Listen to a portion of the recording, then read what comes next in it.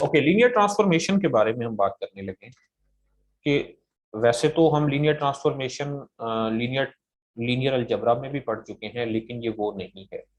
A function w equal f of z that is equal to az plus b where a and b are both complex constants defined on z plane is called complex linear transformation। तो ये वो linear transformation नहीं है, फिर बता दूं, जो हमने पहले पढ़ी है। ओके, तो यहाँ ए जी प्लस बी जो है, इस तरह से कोई भी फंक्शन जो डिफाइंड होगा कम्प्लेक्स नंबर्स में, उसको हम कम्प्लेक्स लीनियर ट्रांसफॉर्मेशन कहेंगे। फॉर एग्जाम्पल, अगर हम ए और बी कोई से भी नंबर फिक्स कर लें, for example F of G that is equal to 5 iota G plus 6 minus 3 iota, तो ये वाली जो मैपिंग है ये एक कम्प्लेक्स लीनियर ट्रांसफॉर्मेशन है। अब तीन किस्म की लीनियर ट्रांसफॉर्मेशंस जो हैं ये बड़ी इंपॉर्टेंट हैं। उनमें एक है लीनियर ट्रांसलेशन। ट्रांसलेशन का मतलब ये है कि उसकी जो शेप होगी उसको एक जगह से उठा के दूसरी जगह ट्रांसलेट कर दिया जाएगा। सेकंड है रोटेशन, कि उसी पूरी शेप को मुकम्मल तौर पर एक ही पॉइंट के गिर्द रोटेट करवा दिया जाएगा। और मैग्निफिकेशन का मतलब यह है कि उसके साइज को बड़ा या छोटा कर दिया जाएगा। ओके, तो लीनियर ट्रांसलेशन जो है ये इस तरह से डिफाइंड है कि w equal a ji plus b where a is equal to 1 and b is arbitrary complex number. यानी इस तरह की जो मैपिंग है ना, f of z that is equal to z plus b। अब इसका मतलब क्या है? इसका मतलब यह है कि किसी भी कम्प्लेक्स नंबर में एक और कम्प्लेक्स नंबर ऐड हो रहा है। अगर हम z का इमेज लेंगे तो हमें इमेज में मिलेगा z plus b where b is an arbitrary fixed complex number. जरा इसे यहाँ देखिए कि हम एक मैपिंग डिफाइन करते हैं w equal to z plus 2 plus iota. It mean this is b 2 plus iota और z का कोफिशिएंट 1 है, तो ये लीनियर ट्रांसलेशन है। अब ये क्या करेगी? देखिए, हम यहाँ पर कुछ पॉइंट्स लेते हैं। हमारे पास ये पूरे रीजन में तमाम पॉइंट्स हैं। इसके कॉरेस्पॉन्डिंग हमें इसी तरह की एक शेप मिलेगी, लेकिन उसकी पोजीशन जो है वो थोड़ी सी चेंज हो जाएगी। कैसे? जरा इस पॉइंट को पकड़ते हैं, जीरो को। जीरो का इमेज क्या होगा? जब हम जी को जीरो पुट करेंगे तो हमें इमेज में मिलेगा 2 plus iota. It means that इस जीरो का इमेज है ये वाला पॉइंट 2 प्लस आयोटा। जब हम ये वाला पॉइंट पुट करेंगे z इक्वल टू 2, तो ये पुट करने से हमें आंसर मिलेगा 4 प्लस आयोटा, मीन्स दैट ये वाला पॉइंट। अच्छा, यहां से 0 से 2 तक जितने कम्प्लेक्स नंबर्स हैं, इन तमाम नंबर्स को पुट करने से हमें यहाँ वाले ये तमाम नंबर्स मिलेंगे। ओके, अब आगे चलते हैं। अगर हम ये वाला पॉइंट पुट करें z इक्वल टू आयोटा, तो इसके पैरेलल हमें जो आंसर मिलता है, जो उसका इमेज मिलता है, वो है 2 plus 2 iota. It means that ये तमाम पॉइंट्स हमें मिल जाएंगे जैसे ही हम 0 से आयोटा वाले नंबर पुट करेंगे। और लास्ट में जब हम इस नंबर को पुट करते हैं 2 प्लस आयोटा को, तो उसके पैरेलल हमें इमेज मिलता है 4 प्लस 2 आयोटा, ये पॉइंट। इट मीन्स दैट अगर हम आयोटा से 2 प्लस आयोटा की तरफ वाले नंबर पुट करेंगे तो हमें ये वाले नंबर मिलेंगे, और 2 से 2 प्लस आयोटा की तरफ नंबर पुट करने से हमें ये वाले नंबर भी मिलेंगे। तो इस तरह ये मुकम्मल रीजन हमें मिल सकता है। तो आप देख सकते हैं कि रीजन उतना ही है, शेप उतनी ही है, लेकिन जस्ट उसकी जो जगह है वो बदल दी गई है। और वो कैसे बदली गई है, यहाँ से आप देख सकते हैं कि w is z plus 2 plus iota. It means that her complex number में 2 प्लस आयोटा ऐड हुआ है, तो इसलिए ये पूरी शेप 2 प्लस आयोटा की तरफ शिफ्ट हो गई है। यानी अलोंग x एक्सिस 2 यूनिट्स और along y axis 1 unit. 2 plus iota है ना,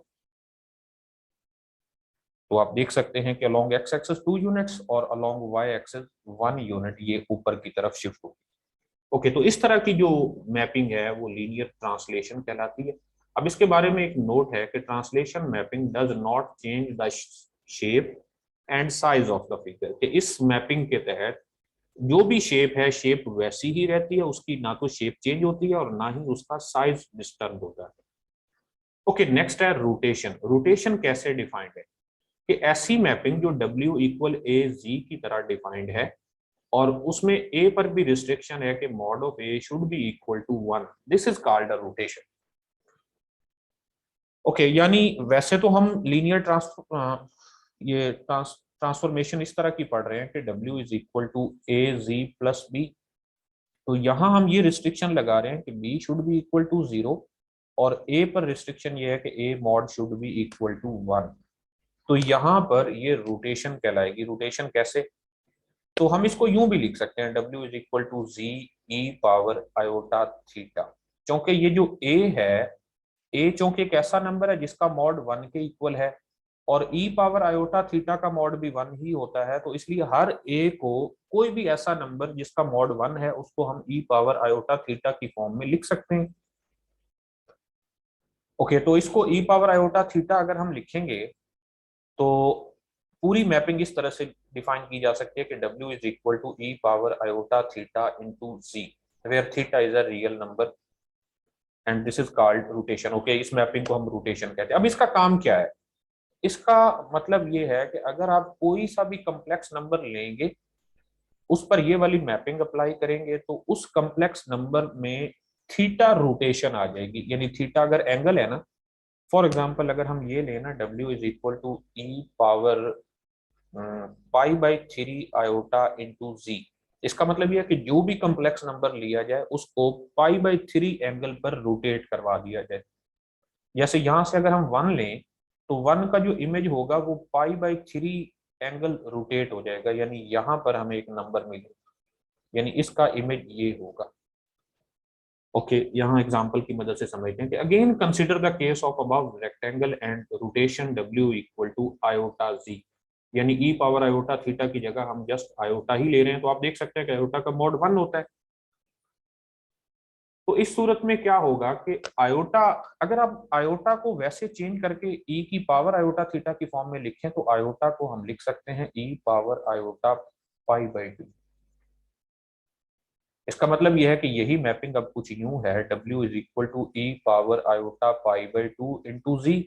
इसका मतलब यह है कि हर कम्प्लेक्स नंबर को पाई बाई 2 टाइम हमने रोटेट करवा देना, पाई बाई 2 डिग्री एंगल पर, sorry pi by 2 radian angle पर। जरा देखिए, यही शेप है हमारे पास।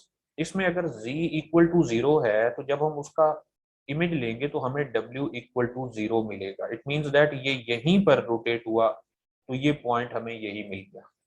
ओके, अब जब z इक्वल टू 2 पुट करेंगे तो हमें इमेज मिलेगा W equal to 2 iota. It means that ये पॉइंट 2 यहां से लिया और 90 डिग्री पर उसे रोटेट करवा दिया, तो यहां पर 2 आयोटा मिल गया। इसी तरह जब z equal 2 plus iota put करेंगे तो वो भी उतना ही आगे चला जाएगा 90 डिग्री। तो आप देख सकते हैं कि यहाँ पर 2 प्लस आयोटा, जब हम इसे 90 डिग्री पर रोटेट करवाएंगे तो ये यहाँ पर हमें मिलेगा -1 प्लस 2 आयोटा।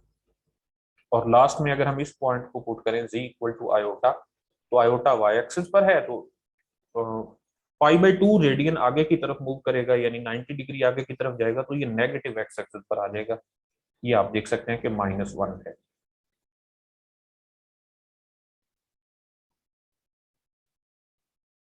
ओके, अच्छा, तो इस सूरत में आप देखें कि ये वाली जो मुकम्मल शेप है, जैसे जैसे हमने 0 से 2 तक वाले नंबर लेंगे उसके पैरेलल हमें ये वाले तमाम एलिमेंट्स मिलेंगे ये। ओके, जैसे ही 2 से 2 प्लस आयोटा की तरफ जाएंगे तो ये वाले तमाम नंबर मिलेंगे। जब 2 प्लस आयोटा से आयोटा की तरफ आएंगे तो हमें ये वाले तमाम नंबर मिलेंगे, और इसी तरह आयोटा से 0 के दरमियान हमें -1 और 0 के दरमियान वाले नंबर मिलेंगे। तो आप देख सकते हैं कि मुकम्मल शेप को सिर्फ पाई बाई 2 एंगल पर रोटेट करवाया गया है। क्योंकि पाई बाई 2 पॉजिटिव में है तो इसलिए पॉजिटिव डायरेक्शन में पाई बाई 2 रेडियन रोटेट करवा के एक नई शेप बना दी गई। अच्छा, इस सूरत में भी आप देख सकते हैं कि a rotation does not change the size and shape of a figure। इससे भी उसकी शेप और साइज पर कोई इफेक्ट नहीं पड़ता। लेकिन जब हम मैग्निफिकेशन की बात करते हैं तो फिर हमारे पास साइज और शेप चेंज हो सकते हैं। देखिएगा कैसे। अच्छा, यहाँ एक और चीज आपको बता दूं कि ये जो रोटेशन है, अगर हम ये a मॉड इक्वल टू 1 ले रहे हैं तो इसका मतलब ये है कि यहाँ पर उसकी शेप चेंज नहीं हो रही है, और अगर a मॉड इक्वल टू 2 लेंगे तो वो 2 गुना बड़ी हो जाएगी। खैर, ये शायद आगे भी कहीं डिस्कशन में हो।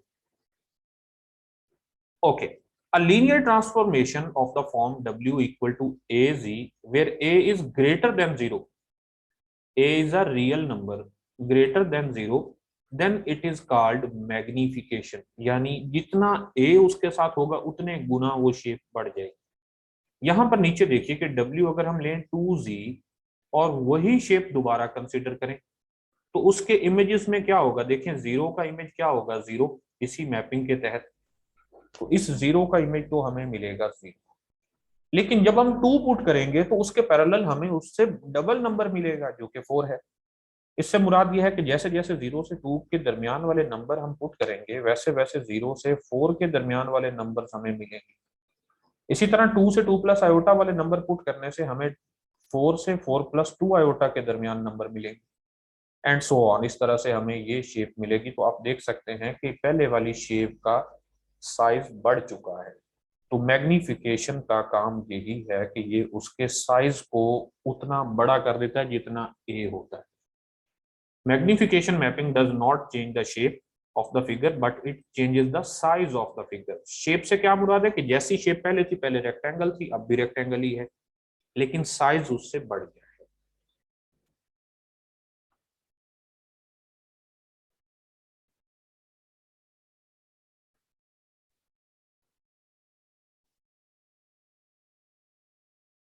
ओके, अब बात करते हैं बाइलीनियर ट्रांसफॉर्मेशन। बाइलीनियर ट्रांसफॉर्मेशन या जिसे मोबियस ट्रांसफॉर्मेशन भी कहते हैं या फिर लीनियर फ्रैक्शनल ट्रांसफॉर्मेशन भी कहते हैं। तो एक मैपिंग जो इस तरह से डिफाइंड हो, T of z equal a ji plus b divided by C z plus d, where a b c d are complex constants, और this is called bilinear transformation if a d minus b c is not equal to zero. ये condition जरूरी है, अगर a z minus a d minus b c zero नहीं है तो इसको हम बाइलीनियर ट्रांसफॉर्मेशन कहते हैं, और अगर ये जीरो हो तो फिर ये कांस्टेंट मैपिंग बन जाती है। ये आप देख सकते हैं कि ऐसा क्यों है।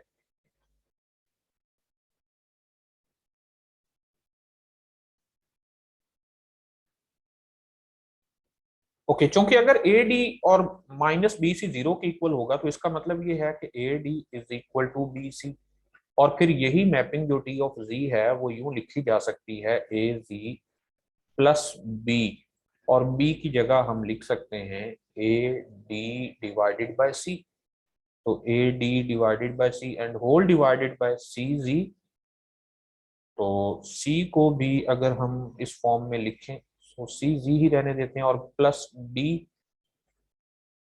ओके, तो ऊपर से आप देखें कि ए हम कॉमन ले सकते हैं। जब ए कॉमन लेंगे तो यहाँ होगा z plus d over c, and divided by, अगर हम नीचे से c कॉमन लें तो यहाँ होगा z प्लस डी ओवर सी। तो z प्लस डी ओवर सी, z प्लस डी ओवर सी से कैंसिल हो जाएगा और ये हमें a ओवर c मिलेगा। a और c तो दो कांस्टेंट हैं, दो फिक्स्ड कॉम्प्लेक्स नंबर है। इसका मतलब ये है कि ये वाली जो मैपिंग होगी फिर ये कांस्टेंट मैपिंग बन जाएगी। ओके, अब इसके बारे में कुछ रिजल्ट्स हैं। क्या बाइलीनियर ट्रांसफॉर्मेशन मैप्स सर्कल्स और straight lines on to circles और स्ट्रेट लाइंस। इन मैपिंग्स की ये प्रॉपर्टी है कि ये सर्कल्स के इमेजेस सर्कल बनाते हैं और स्ट्रेट लाइन के इमेजेस में स्ट्रेट लाइंस ही मिलती है। Okay, number two, if pole of the bilinear transformation lies on the boundary then the image is straight line, and if it is not on the boundary then image is circle। कि आखिर ये एक mapping है ना। Okay, ये एक function तो है ना, इस फंक्शन के पोल भी हो सकते हैं। तो अगर इसके पोल बाउंड्री पर लाई करते हैं तो फिर उस सूरत में जो इमेज होगा then the image is straight line, फिर उसका इमेज एक स्ट्रेट लाइन होगी। और अगर बाउंड्री पर ना हो तो उस सूरत में इमेज एक सर्कल होगी। और ये एक बड़ी इंटरेस्टिंग प्रॉपर्टी है कि the set of all bilinear transformations forms a non abelian group under composition of mappings. अगर ग्रुप थ्योरी में बात करें तो इस तरह की जितनी भी मैपिंग्स होती हैं वो एक ग्रुप फॉर्म करती हैं, और ये नॉन अबिलियन ग्रुप होता है। आप इसको वेरीफाई कर सकते हैं कि T of C1 Z2 is not equal to, just आप इसको चेक कर लें कि T1 T2 sorry composition of mappings है, it means that T1 composition T2 will not be equal to T2 composition T1। वैसे भी कंपोजिशन ऑफ मैपिंग्स जो है वो कम्यूटेटिव नहीं होती।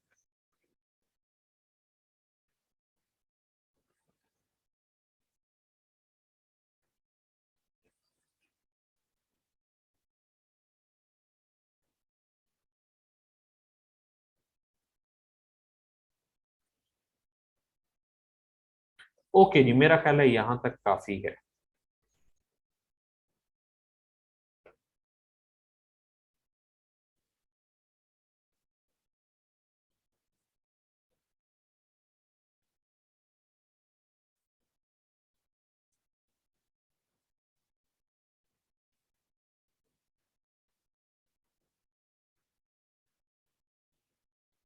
एक मिनट।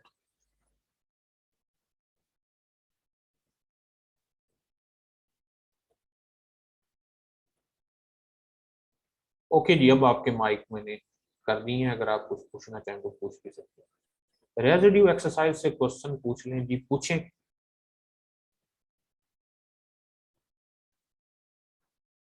लीनियर, एक मिनट जी, इनसे रिलेटेड एक्सरसाइज के क्वेश्चंस क्या हो सकते हैं कि find the images of the points 0, 1, iota and infinity under the given linear fractional transformations.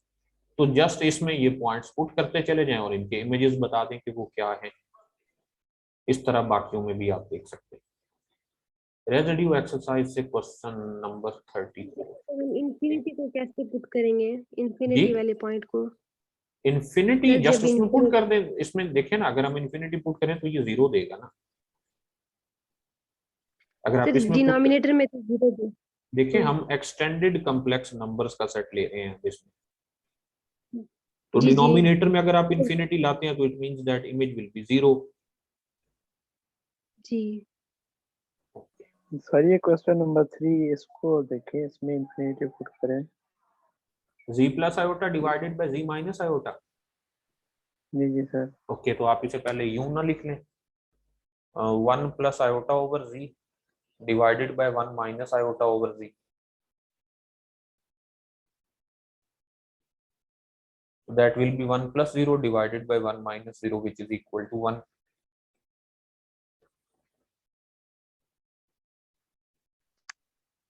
Sir ये क्वेश्चन में इमेजेस की बात की हुई है, तो सर वो कैसे फाइंड होगी सर कौन सेकंड से? क्वेश्चन में? सर इसी एक्सरसाइज के ना सर, 9 जो क्वेश्चन है सर, 9 to 12 में इमेजेस की बात Find है the वैसे images he. of half planes x greater than or equal to 0 and y less than or equal to 0 under the given linear fractional transformations. तो ऊपर हम ये बात कर चुके हैं कि ये जो फ्रैक्शनल ट्रांसफॉर्मेशंस हैं, इनमें जो इमेजेस ऑफ सर्कल्स हैं वो सर्कल्स ही होंगे और इमेजेस ऑफ स्ट्रेट लाइंस ही होंगी।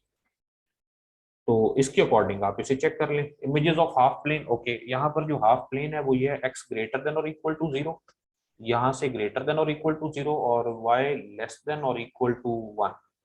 तो ये y1 है, इट मींस दैट यहाँ से नीचे वाला है। ओके, तो यहाँ पर इनके अगर हम इमेजेस फाइंड करें तो पूरे रीजन के लिए, इसके लिए आपको थोड़ी सी एक्सरसाइज ये बुक से देख लेना चाहिए, क्योंकि इसमें इन्होंने इतनी डिटेल में नहीं किया। तो आप ये बुक से टॉपिक देखकर उसके अकॉर्डिंग इसे सॉल्व कर लें। Okay sir. बुक डेनिस जी जिल है, इसके अलावा और कोई? ओके, अच्छा, तो तो सर यहाँ पर रेजिड्यू से मुतालिक क्वेश्चन कहे गए हैं, कौन कौन से जी? ये तो बहुत ज्यादा है, 34, 26, 52। देखते हैं।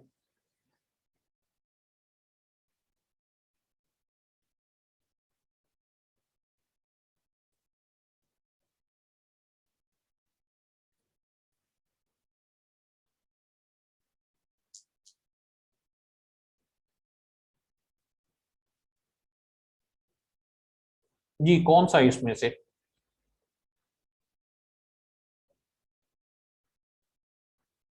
Complex polynomials are everywhere analytic, जी ऐसा ही है।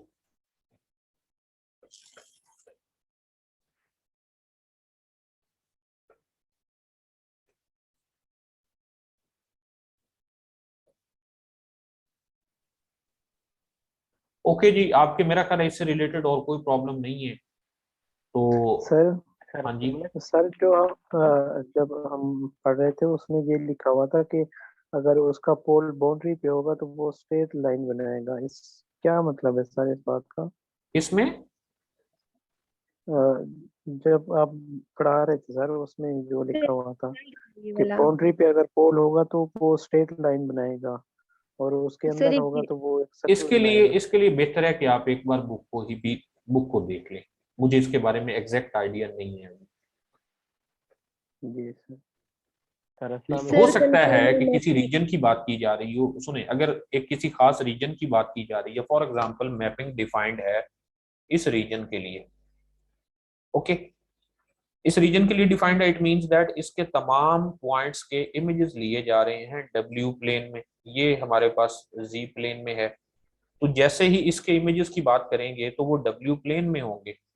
तो यहाँ पर आई थिंक इसकी बात ये की गई है कि if pole of the bilinear transformation lies on the boundary, के अगर इस रीजन की बाउंड्री के ऊपर अगर पोल मौजूद है तो उस सूरत में इस पूरे रीजन का जो इमेज होगा वो एक स्ट्रेट लाइन होगी। ओके, जी सर। मजीद आप उसे वहां बुक से देखें तो ज्यादा अच्छा। सर कन्फर्मल मैपिंग का आपने नहीं पढ़ाया, जी, कन्फर्मल मैपिंग का सर टॉपिक थोड़ा ये सा वो करवा कन्फॉर्मल दें। मैपिंग से रिलेटेड ही था। कन्फॉर्मल मैपिंग जस्ट ये होती है कि आप उसमें उसकी डेफिनेशन देखें कि उनके दरमियान एंगल सेम रहना चाहिए। एक मिनट नीचे देखते हैं।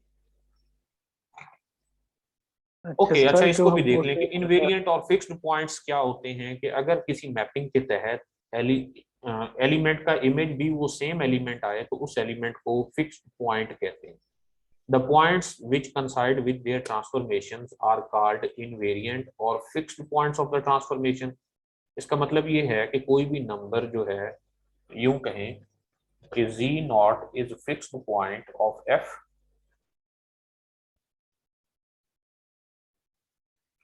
of z if f of z0 that is equal to z0। तो यहाँ इसके बारे में बात की जा रही है कि fixed points of a transformation are obtained by equation z equal to f of z, यानी अगर z को आप f ऑफ z के इक्वल रखें और उसको सॉल्व करें तो वहां से फिक्स्ड पॉइंट्स मिलते हैं। इसका मतलब ये है z is equal to a z plus b divided by c z plus d। Bilinear transformation के लिए अगर किसी भी मैपिंग के फिक्स्ड पॉइंट मालूम करना हो तो इस इक्वेशन को सॉल्व करते हैं। ओके, अब एक रिजल्ट है कि in general there are two fixed points but there is only one fixed point if this is equal to zero. अब आप गौर करें कि इसके फिक्स्ड पॉइंट कैसे मालूम करेंगे। इसके फिक्स्ड पॉइंट मालूम करने के लिए इस इक्वेशन को सॉल्व करेंगे, और ये कैसे सॉल्व होगी, ये होगी c z square plus d z minus a z minus b that is equal to zero. It means that c z square plus d minus a into z minus b that is equal to zero. तो आप देख सकते हैं कि ये एक quadratic equation है इन जी। इसका मतलब इसके दो आंसर्स हो सकते हैं, तो वो जो दो आंसर हैं यही फिक्स्ड पॉइंट्स होंगे। तो यहाँ बात की जा रही है कि इन जनरल तो दो होते हैं, लेकिन अगर डिस्क्रिमिनेंट जीरो हो जाए तो उस सूरत में तो एक ही होगा ना। तो ये डिस्क्रिमिनेंट है बी स्क्वायर माइनस 4ac वाला।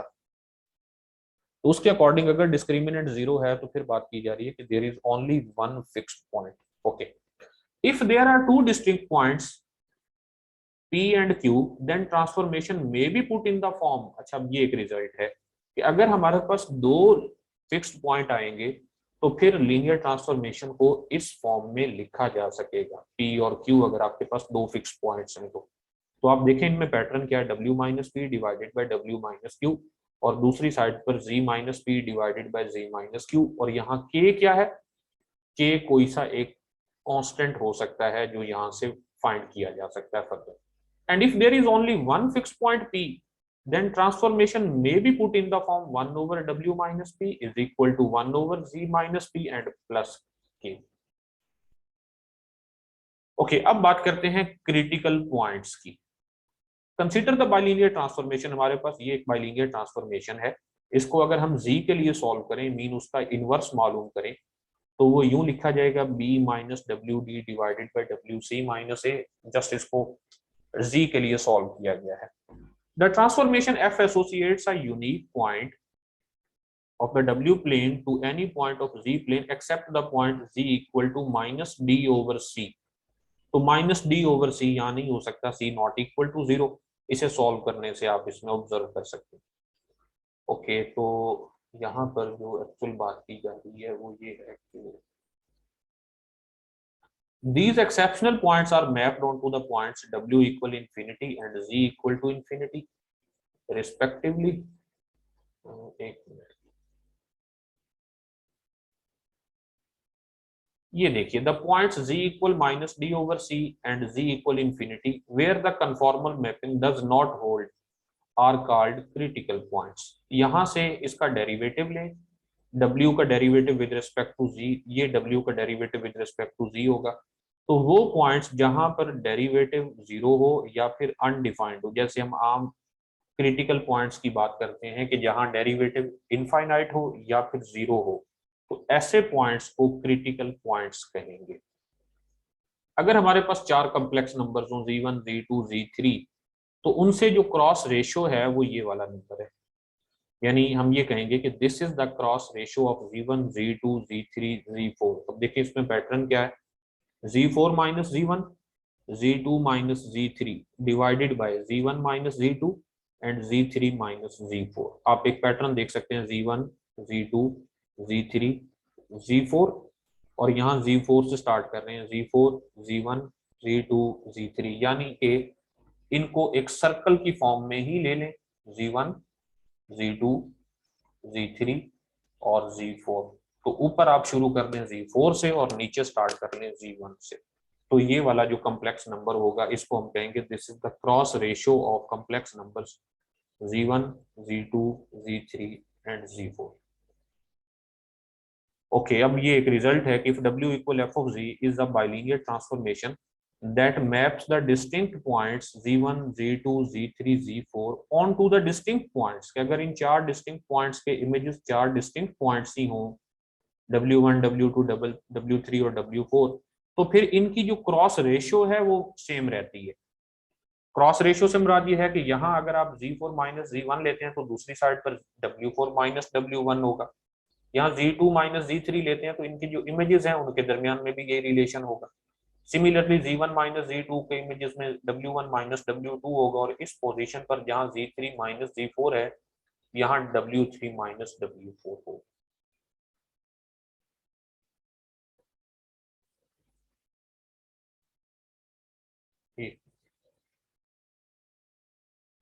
अब आते हैं कन्फॉर्मल मैपिंग की तरफ, कि हमारे पास एक फंक्शन है w equal to f of z, जो कि कम्प्लेक्स फंक्शन है, और z नॉट उसी में कोई एक पॉइंट है डोमेन का।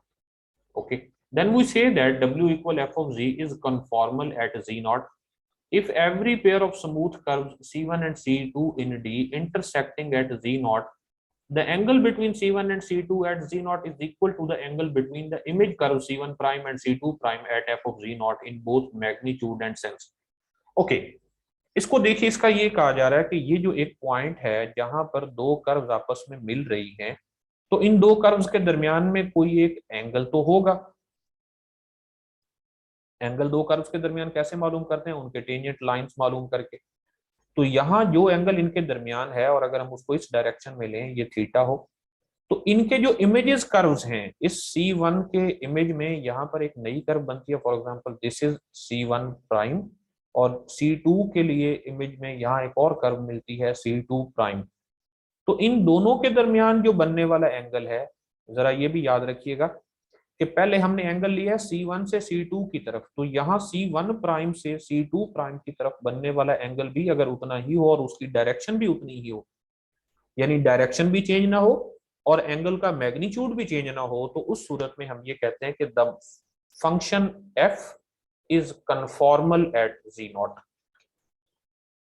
यानी कन्फॉर्मल मैपिंग आप यूं कहें कि एक ऐसी मैपिंग जो कर्व्स को इस तरह से मैप करवाए कि उनके दरमियान एंगल सेम रहे in the sense of direction and magnitude both, और एक ऐसी मैपिंग जो सिर्फ मैग्नीट्यूड को प्रिजर्व करे, यानी उसकी डायरेक्शन का सेम होना जरूरी ना हो, सिर्फ उसका मैग्नीट्यूड सेम होना जरूरी हो।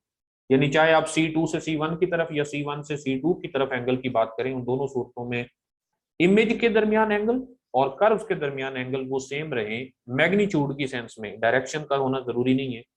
तो ऐसी मैपिंग को आइसोगोनल मैपिंग